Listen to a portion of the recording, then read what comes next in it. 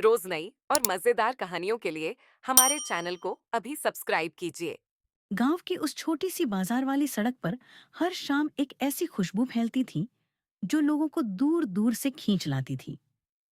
मिट्टी से बनी टूटी फूटी दुकानों के बीच एक लाल रंग का ठेला खड़ा होता था, जिस पर टिमटिमाती बल्ब की पीली रोशनी झूलती रहती थी।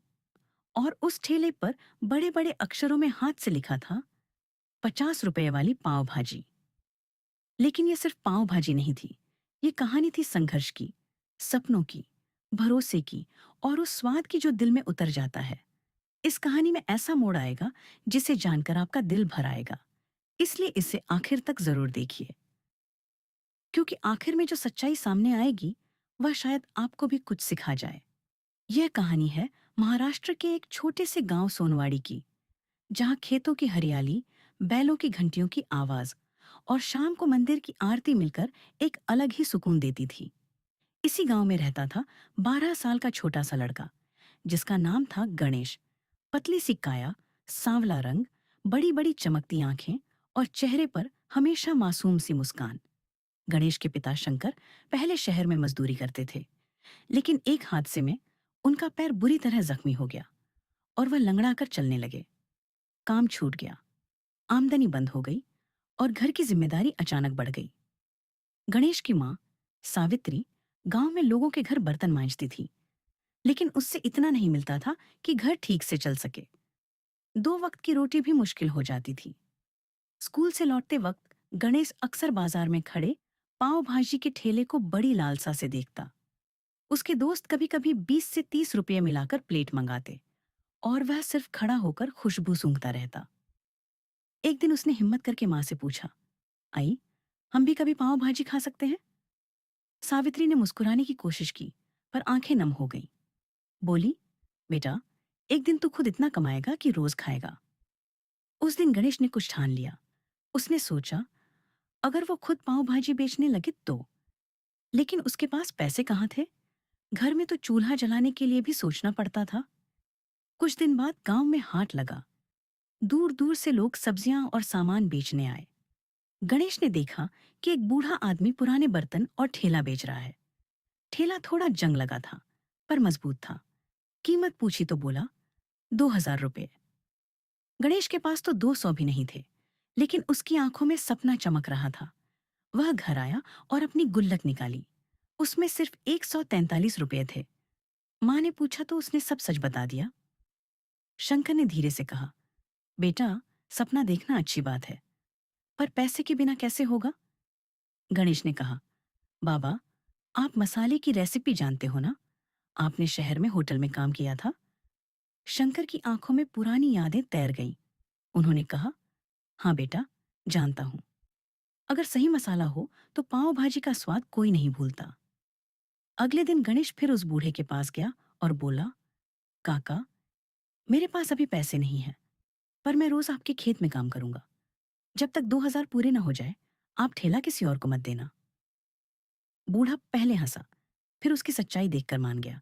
उसने कहा, ठीक है, पर मेहनत करनी होगी। और फिर शुरू हुआ गणेश का संघर्ष। सुबह स्कूल, दोपहर खेत में काम, शाम घर आकर पढ़ाई। 3 महीने तक उसने बिना रुके मेहनत की। आखिरकार 2000 रुपये पूरे हुए और ठेला उसका हो गया। अब बारी थी पाव भाजी बनाने की। शंकर ने पुराने दिनों की रेसिपी याद की। आलू, टमाटर, मटर, प्याज, शिमला मिर्च और खास मसाला जो वह खुद बनाते थे। सावित्री ने अपने गहनों में से एक छोटी सी चांदी की पायल गिरवी रख दी, ताकि पहला सामान खरीदा जा सके। पहले दिन ठेला बाजार में लगा। ऊपर टंगा बल्ब, नीचे बड़ी तवा और सामने हाथ से लिखा बोर्ड, 50 रुपए वाली पाव भाजी, शंकर भाऊ की स्पेशल। गांव वाले हंस रहे थे। अरे, ये छोटा बच्चा क्या बेचेगा? 50 रुपये बहुत ज्यादा है। कुछ लोग मजाक उड़ाकर चले गए। शाम तक सिर्फ 2 प्लेट बिकी। गणेश उदास हो गया, लेकिन शंकर ने कहा, हार मत मान, स्वाद ही हमारी ताकत है। दूसरे दिन गणेश ने एक नई तरकीब निकाली। उसने छोटे बच्चों को आधी प्लेट 30 रुपये में देना शुरू किया। खुशबू दूर तक फैलने लगी। तीसरे दिन गांव के सरपंच भी आए। उन्होंने एक प्लेट खाई और बोले, वाह, ऐसा स्वाद तो शहर में भी नहीं मिलता। बस फिर क्या था? बात फैल गई। लोग दूर दूर से आने लगे। 50 रुपए वाली पाव भाजी मशहूर हो गई। लेकिन कहानी यहीं खत्म नहीं होती। असली मोड़ तब आया जब पास के शहर से एक बड़ा होटल मालिक आया। उसने एक प्लेट खाई और तुरंत कहा, लड़के, मेरे साथ शहर चलो। मैं तुम्हें अपने होटल में काम दूंगा। महीने के 10,000 रुपए। गणेश के लिए यह सपना था, लेकिन उसने अपने पिता की तरफ देखा। शंकर ने धीरे से कहा, फैसला तेरा है बेटा। गणेश ने सोचा, अगर वह चला गया तो ठेला बंद हो जाएगा। गांव वालों का क्या? उसने जवाब दिया, साहब, मैं गांव नहीं छोड़ सकता, पर अगर आप चाहें तो यहां से मसाला ले जा सकते हैं। होटल मालिक चौंक गया। उसने कहा, तुम बहुत समझदार हो। ठीक है, मैं तुम्हारे मसाले का ऑर्डर दूंगा। धीरे धीरे गणेश का मसाला शहर तक पहुंच गया। ठेला अब छोटा नहीं रहा, पक्का ढांचा बन गया। नाम पड़ा, गणेश भाऊ पाव भाजी सेंटर। गांव में पहली बार किसी ने अपने दम पर इतना नाम कमाया था। लोग उसे इज्जत से देखने लगे। शंकर की आंखों में गर्व था।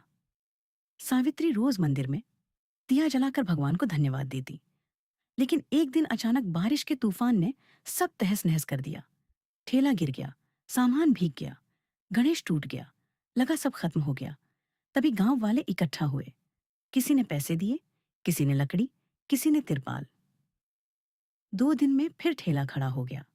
गणेश ने महसूस किया, यह सिर्फ उसका ठेला नहीं, पूरे गांव का सपना है। साल बीतते गए। गणेश बड़ा हो गया। उसने अपने ठेले को रेस्टोरेंट में बदल दिया। दीवारों पर लिखा था, सपने छोटे नहीं होते, हिम्मत छोटी होती है। एक दिन वही होटल मालिक फिर आया। इस बार उसने कहा, मुझे तुम पर गर्व है, तुमने सही फैसला लिया। गणेश मुस्कुराया, बोला, साहब, 50 रुपए की पाव भाजी ने मुझे सिखाया कि मेहनत और भरोसे का स्वाद सबसे खास होता है। आज भी सोनवाड़ी की उस सड़क पर शाम को जब खुशबू फैलती है, तो लोग सिर्फ पाव भाजी खाने नहीं आते, बल्कि उस कहानी का हिस्सा बनने आते थे, जिसने साबित कर दिया कि अगर इरादे मजबूत हों तो 50 रुपए की पाव भाजी भी लाखों का सपना बन सकती है। अगर आपको यह कहानी दिल को छू गई हो, तो इसे अपने दोस्तों के साथ जरूर शेयर कीजिए, क्योंकि हो सकता है किसी के दिल में भी ऐसा ही कोई सपना पल रहा हो, जिसे बस थोड़ी सी हिम्मत की जरूरत है। और कहानी यहीं थम भी जाती तो पूरी लगती, लेकिन जिंदगी अक्सर आखिरी पन्ने के बाद भी कुछ लिख देती है। एक शाम जब गणेश अपने रेस्टोरेंट के बाहर खड़ा होकर तवे पर भाजी चला रहा था, तभी उसने देखा कि एक दुबला पतला लड़का दूर खड़ा उसी तरह खुशबू सूंघ रहा है, जैसे कभी वह खुद सूंघा करता था। उसके कपड़े पुराने थे, चप्पल टूटी हुई थी, और आंखों में वही भूख थी, सिर्फ खाने की नहीं, बल्कि कुछ बनने की। गणेश ने उसे इशारे से बुलाया। कितने पैसे हैं? उसने मुस्कुराकर पूछा। लड़के ने झिझकते हुए मुट्ठी खोली। उसमें सिर्फ 12 रुपये थे। गणेश कुछ पल चुप रहा। फिर उसने एक पूरी प्लेट पाव भाजी बनाकर उसके सामने रख दी। ऊपर से मक्खन का टुकड़ा रखा और बोला, जब बड़ा आदमी बन जाना तब 50 रुपये दे देना। लड़के की आंखें भर आईं। उसने पहली बार इतने सुकून से खाना खाया। उस रात गणेश देर तक सो नहीं पाया। उसे अपना बचपन याद आ गया। अगले ही हफ्ते उसने रेस्टोरेंट के बाहर एक छोटा सा बोर्ड लगवा दिया, जिसके पास पैसे नहीं, वह भी भूखा नहीं जाएगा। लोगों ने कहा, तुम्हें नुकसान होगा।